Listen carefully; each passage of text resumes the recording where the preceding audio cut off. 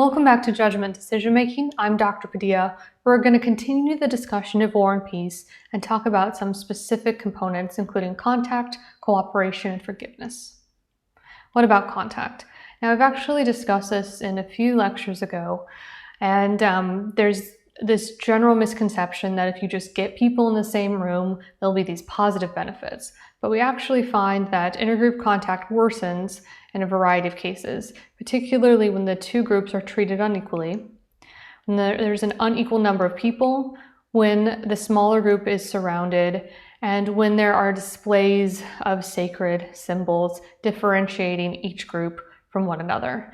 And you can assume that there is better effects with the opposite of those. So when the two groups are treated equally, when there's an equal number of people, and when they're on a neutral ground. So that's to say that you can't bring one group onto another's territory. You have to find a new place that is neutral. And most importantly, these interactions work best when there's a shared goal, especially when it is successful. Can identify a goal and have everyone work towards it, it's easier for people to think about everyone working towards the goal as a collective them. And notably, there's some positive results from this type of research. In 1957, there was merchant marines that showed more trips with white seamen took by African Americans produced more positive racial attitudes, and the same thing for cops as a function of time spent with their African American partners. Now note that in both of these cases, the merchant marines and the cops were working with partners. They were equal. They were also in uniforms. There are all of these subtle ways that they tried to reduce this group separation and make a collective group and have that group work towards a goal. Now, in a meta-analysis, which is an analysis of hundreds of different studies, what they find is that this type of interaction produces individuals that are more knowledgeable about them. And if you're more knowledgeable, then you have more empathy for them. They also find that this is fairly effective in the workplace, where the decreased prejudice in a workplace environment where these groups are brought together can sometimes extend beyond the workplace and generalize to the larger group of them. Contact between traditionally dominant groups and subordinate groups usually result in the decrease of prejudice of the majority groups.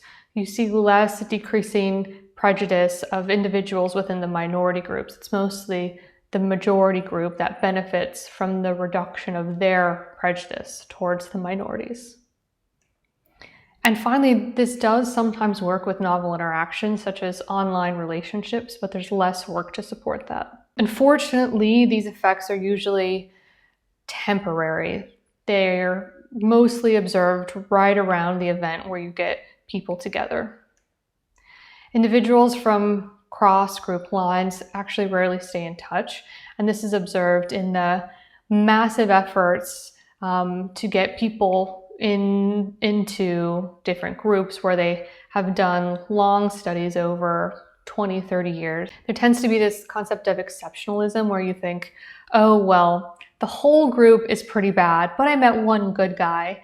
And so the reframing that you have extends to the individuals that you met. You make them human. You give them individual qualities that don't necessarily extend to the entire group. And unfortunately, when people go back to their communities, sometimes there's this loss of street cred. If you do have a substantial change and you try to take that back to your community, it can be hard because individuals will think that you're no longer part of their group because you've changed your ideals and perspectives towards different types of groups. And now one interesting example of how some of this stuff is implemented in terms of burning bridges is with child soldiers. Now, the burning bridges that happens with child soldiers is when the group forces a child soldier to kill a family member. That's essentially making it such that these child soldiers can never return back to their family. It's an automatic forcing from their original group to the new terrorist group. But you can unburn the bridge. So there's work suggesting that if there are cases where an extended family member is willing to take in a child soldier that has left the terrorist group, their ability to be a functioning adult significantly improves. So you can rebuild your bridge and go back to your original family. Now let's talk about a little bit of cooperation. So the book did a good job laying out all the different scenarios with cooperation. And I'll just talk about them generally. The first is open-ended play. We learned this when we were understanding the tit-for-tat games. So when you know the number of rounds of a game that you're going to play, it is never advantageous to cooperate because you will either get walked on or will end up breaking even.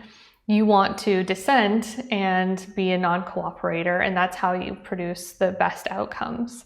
But if there's an unknown number of times you're going to play the game, that's when you start to see cooperation being beneficial, because there's no incentive to kind of undercut someone and get all the rewards. And when there's a circumstance where the gameplay is open-ended, the number of times you do it is just continuous, then there's incentive to cooperate. And that's how we experience cooperation in the world. There's very few circumstances where there's a set amount of times that you're going to have the opportunity to cooperate with someone. One case is if you're going to leave your job and you know the date that you're going to leave your job. You've probably experienced this or seen someone else where they start to do more selfish behaviors when they know they're just going to leave the job. Same thing.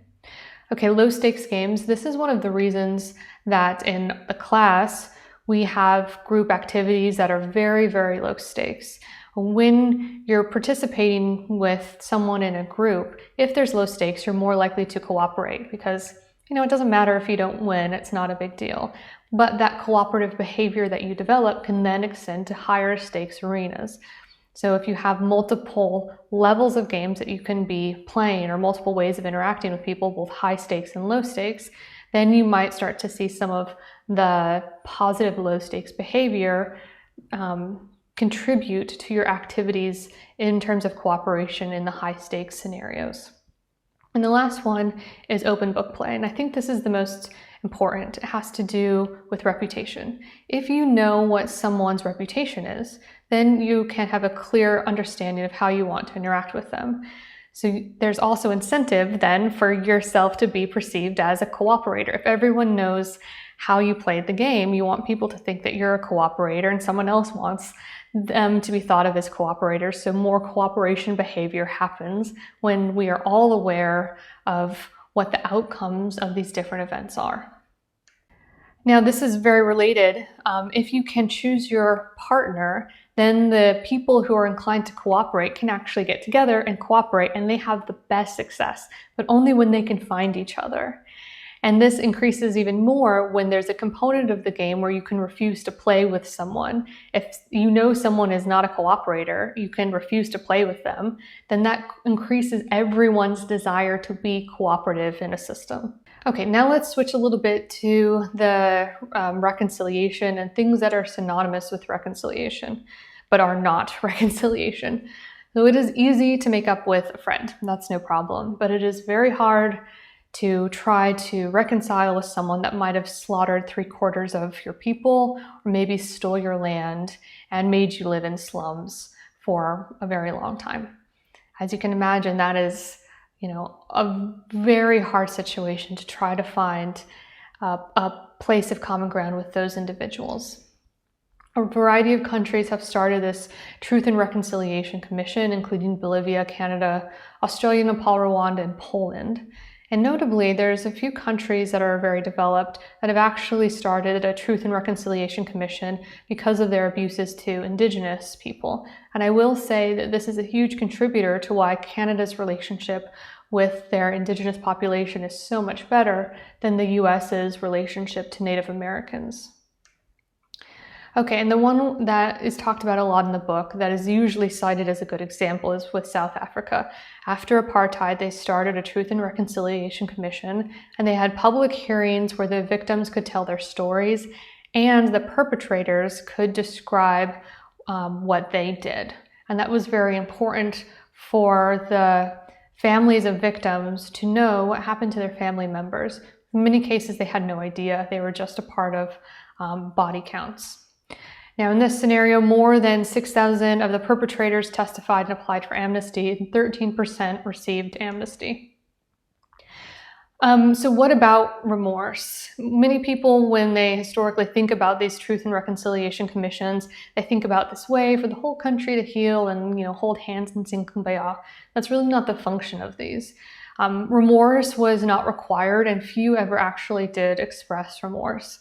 The goal was not to transform individuals, it was to increase the odds that a shattered nation could function so that there wouldn't be a future civil war. Okay, so that leads us to this concept of apologies. Do they actually work? And there's research on that. It depends.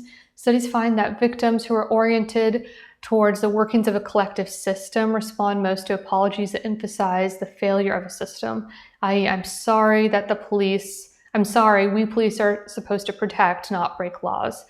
So this work suggests that there's multiple different perspectives that people can have, and if you can formulate your apology to meet their goals and needs, it's more likely to be effective. Another type of person is oriented towards relationships, and they respond most to apologies that are empathetic. I'm sorry for the pain that I caused you for taking your son. And the third type that they note are people that are autonomous and independent, and they actually respond to apologies that are accompanied by offers of compensation, such as reparations. And this brings up another issue, many issues with apologizing, is that who apologizing matters. For example, what does it mean that in 1993, Bill Clinton apologized to Japanese Americans for the World War II internment? While the apology was acceptable and accompanied by reparations, could Clinton actually speak for FDR? Was that appropriate? Who gets to make the apology? When is it an acceptable apology based on who is giving it? And this relates to the whole conversation about reparations for African Americans. So much of Americans' growth was built on slavery, and the benefits of the economy have been systematically denied to African Americans. So in this case, is reparations appropriate for African American individuals? And I won't get into the full logistics of it, but I would like you to think about the question of who is apologizing. Is it appropriate that descendants of slave owners pay and give reparations to African American individuals? Are they even allowed to? Can they do it in some way? Is it appropriate? There's lots of questions associated with this, but I think it's a nice example of highlighting the question of who is apologizing and what that means for the apology itself. Okay, and the last thing I'm going to talk about is forgiveness. And I think a nice example from the book that illustrates some type of forgiveness that is effective has to do with reframing. In this particular case, this woman was raped, and then she identified this man, Ronald Cotton, as her rapist in the lineup and convinced the jury, and they sentenced him to many, many years in prison. And after he spent many years, I can't remember the exact number, DNA evidence exonerated him. And then when they met for the first time, Jennifer says, "If I spent every minute of every hour, every day for the rest of my life telling you that I'm sorry, could you ever forgive me?" And then Ronald Cotton responds, "Jennifer, I forgave you years ago." He goes on in a later interview saying, "Forgiving Jennifer for picking me out of a lineup as her rapist took less time than people think. I knew she was a victim and she was hurting real bad. We were the victims of the same injustice by the same man, and this gave us common ground to stand on." This is a really impressive example of how Ronald Cotton turned this person that was his perpetrator, essentially. She took away many years of his life, but rather than thinking of her as a them, he thought of her as an us. They were the victims of this injustice, and she was also a victim, and he could relate to her. So that's a way of trying to go about forgiveness in terms of reframing a them and thinking about them as an us. Forgiveness seems to be somewhat good for your health. Victims who spontaneously give forgiveness, or those who go through forgiveness therapy, generally have better health, better cardiovascular functions, less symptoms of depression, anxiety, and PTSD. Okay, summary here. Contact interaction works best when there are shared goals, especially when those goals are successful. Cooperators out-compete non-cooperators if they can find each other. And do apologies work? The apologies work best when they match the motivations of the victims, and there are multiple different orientations of a victim that you can align your apology in order to make it most successful. And finally, forgiveness is good for your health, and this can happen with reframing thems to us's.